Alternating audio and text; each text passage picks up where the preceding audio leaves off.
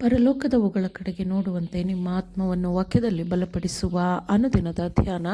ಇಂದಿನ ಧ್ಯಾನದ ಶೀರ್ಷಿಕೆ, ಎಲ್ಲ ವಿಷಯದಲ್ಲೂ ದೇವರನ್ನು ಮೊದಲನೆಯವನಾಗಿ, ಕೊನೆಯವನಾಗಿ ಮತ್ತು ಉನ್ನತನನ್ನಾಗಿ ಮಾಡಿಕೊಳ್ಳಿರಿ. ಈ ದಿನದ ಸತ್ಯವೇದದ ವಾಕ್ಯ, ಜನರು ನಮ್ಮನ್ನು ಕ್ರಿಸ್ತನ ಕೈ ಕೆಳಗಿನವರೆಂತಲೂ ದೇವರು ತಿಳಿಸಿರುವ ಸತ್ಯಾರ್ಥಗಳ ವಿಷಯದಲ್ಲಿ ಮನೆವಾರ್ತೆಯವರೆಂತಲೂ ಎಣಿಸಬೇಕು.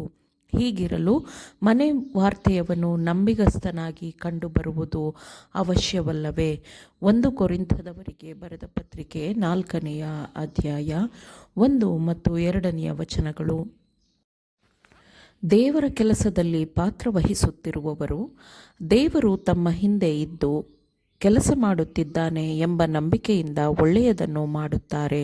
ಹಾಗಾದರೆ ನಾವು ದೇವರನ್ನು ಗುರುತಿಸುವುದನ್ನು ನಿರ್ಲಕ್ಷಿಸಿ ಮನುಷ್ಯನನ್ನೇ ಸ್ತುತಿಸಿ ಮನುಷ್ಯನಿಗೆ ಕೃತಜ್ಞತೆ ಸಲ್ಲಿಸುತ್ತೇವೆಯೋ?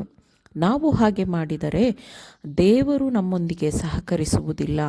ಮನುಷ್ಯನು ತನ್ನನ್ನು ತಾನೇ ಮೊದಲನೆಯ ಸ್ಥಾನದಲ್ಲಿ ಇರಿಸಿ ದೇವರನ್ನು 2ನೆಯ ಸ್ಥಾನದಲ್ಲಿ ಇರಿಸಿದಾಗ ಆ ಮನುಷ್ಯನು ತನ್ನ ಜ್ಞಾನ ಮತ್ತು ನೀತಿಯನ್ನು ಕಳೆದುಕೊಳ್ಳುತ್ತಿದ್ದಾನೆಂಬುದನ್ನು ತೋರಿಸುತ್ತಾನೆ. ದೇವರ ನೈತಿಕವಾದ ಸ್ವರೂಪವನ್ನು ಮನುಷ್ಯನಲ್ಲಿ ಪುನಃಸ್ಥಾಪಿಸಲು ಮಾಡಬೇಕಾಗಿರುವ ಎಲ್ಲವನ್ನೂ ಮಾಡಲಾಗಿದೆ, ಏಕೆಂದರೆ ದೇವರು ಕೆಲಸಗಾರನಾಗಿ ದಕ್ಷನಾಗಿದ್ದಾನೆ.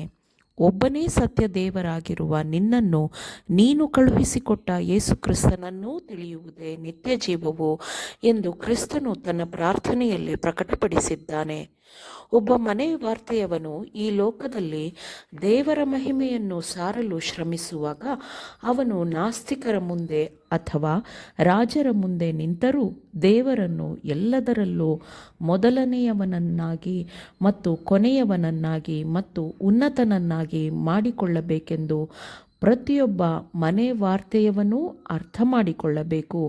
ಕ್ರಿಸ್ತನನ್ನು ದೃಢವಾಗಿ, ನಿರಂತರವಾಗಿ ಮತ್ತು ಹೆಚ್ಚಿನ ಬಲದಿಂದ ಮೇಲೆತ್ತಿದಾಗ ಮಾತ್ರ ತನ್ನ ಹೆಸರಿಗೆ ಹಕ್ಕಿನ ಬಾಧ್ಯತೆ ಇರುತ್ತದೆ ಎಂದು ನಿಜವಾದ ಕ್ರೈಸ್ತನು ಅರ್ಥ ಮಾಡಿಕೊಳ್ಳುತ್ತಾನೆ.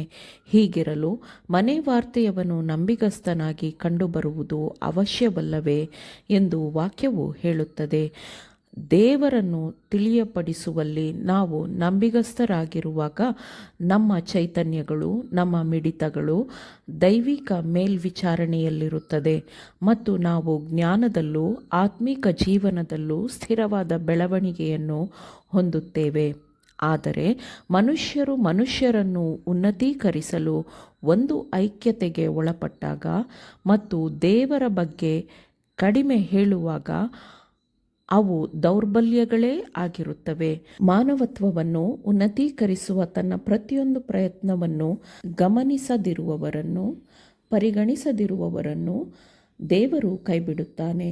ಮುರಿದು ಹೋಗಿರುವ ಮನುಷ್ಯ ಯಂತ್ರವನ್ನು ಸರಿಪಡಿಸುವುದು ಕ್ರಿಸ್ತನ ಬಲದಿಂದ ಮಾತ್ರ ಸಾಧ್ಯ. ಎಲ್ಲ ಸ್ಥಳಗಳಲ್ಲಿಯೂ ಮತ್ತು ಎಲ್ಲ ಕಡೆಗಳಲ್ಲಿಯೂ ನಿಮ್ಮ ಸುತ್ತಲಿರುವವರು ನೀವು ದೇವರಿಗೆ ಮಹಿಮೆ ಸಲ್ಲಿಸುವುದನ್ನು ನೋಡಲಿ. ಮನುಷ್ಯನನ್ನು ನೆರಳಿನಲ್ಲಿ ಇಡಲ್ಪಡಲಿ. ದೇವರು ಮಾತ್ರ ಮಾನವ ಕುಲದ ಏಕೈಕ ನಿರೀಕ್ಷೆಯಾಗಿ ಕಾಣಿಸಿಕೊಳ್ಳಲಿ. ಪ್ರತಿಯೊಬ್ಬ ಮನುಷ್ಯನು ತನ್ನ ಕಟ್ಟಡವನ್ನು ನಿತ್ಯವಾದ ಸ್ಥಿರ ಬಂಡೆಯಾದ ಕ್ರಿಸ್ತ ಯೇಸುವಿನ ಮೇಲೆ ಕಟ್ಟಲಿ. ಆಗ ಅದು ಬಿರುಗಾಳಿ ಮತ್ತು ಚಂಡಮಾರುತದ ನಡುವೆಯೂ ದೃಢವಾಗಿ ನಿಲ್ಲುತ್ತದೆ. ಕಷ್ಟಪಡುವ, ಹೋರಾಡುವ ಆತ್ಮಕ್ಕೆ ಸಹಾಯ ಮಾಡುವ ಏಕೈಕ ವ್ಯಕ್ತಿಯಾಗಿರುವವನನ್ನು ಗುರುತಿಸಲು ದೇವರು ಮನಸ್ಸನ್ನು, ಜ್ಞಾನವನ್ನು ಸಿದ್ಧಪಡಿಸುತ್ತಾನೆ. ತನ್ನ ಧ್ವಜದಡಿಯಲ್ಲಿ ನಿಂತಿರುವ ಎಲ್ಲರಿಗೂ ತನ್ನ ಕೃಪೆಯ ನಂಬಿಗಸ್ತ ಮೇಲ್ವಿಚಾರಕರಾಗಲು ದೇವರು ಶಿಕ್ಷಣ ಕೊಡುತ್ತಾನೆ. ದೇವರನ್ನು ತನ್ನ ಸಭೆಗಳಿಂದ ದೂರವಿಟ್ಟರೆ ಮನುಷ್ಯರ ದೃಷ್ಟಿಯಲ್ಲಿ ಹೆಚ್ಚಿನ ಗೌರವವನ್ನು ಪಡೆಯಬಹುದು ಎಂದು ಯೋಚಿಸುವುದಕ್ಕಿಂತಲೂ ಹೆಚ್ಚಿನ ದೌರ್ಬಲ್ಯವನ್ನು ಮನುಷ್ಯನು ತೋರಿಸಲು ಸಾಧ್ಯವಿಲ್ಲ. ದೇವರು ಅತ್ಯುನ್ನತ ಸ್ಥಾನದಲ್ಲಿಯೇ ಇರಬೇಕು. ಶ್ರೇಷ್ಠ ಮನುಷ್ಯನ ಜ್ಞಾನವು ಅವನಿಗೆ ಮೂರ್ಖತನವಾಗಿರುತ್ತದೆ. ದೇವರು ಮನುಷ್ಯನಿಗೆ ಅಮರವಾದ ತತ್ವಗಳನ್ನು ನೀಡಿದ್ದಾನೆ. ಅದಕ್ಕೆ ಪ್ರತಿಯೊಂದು ಮಾನವ ಶಕ್ತಿಯು ಒಂದು ದಿನ ತಲೆ ಬಾಗಲೇಬೇಕು.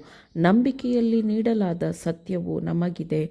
ಆ ಬೆಳಕಿನ ಅಮೂಲ್ಯವಾದ ಕಿರಣಗಳನ್ನು ಪೊದೆಗಳ ಕೆಳಗೆ ಮರೆಮಾಡಬಾರದು, ಆದರೆ ಅದು ಮನೆಯಲ್ಲಿರುವ ಎಲ್ಲರಿಗೂ ಬೆಳಕನ್ನು ನೀಡಬೇಕು.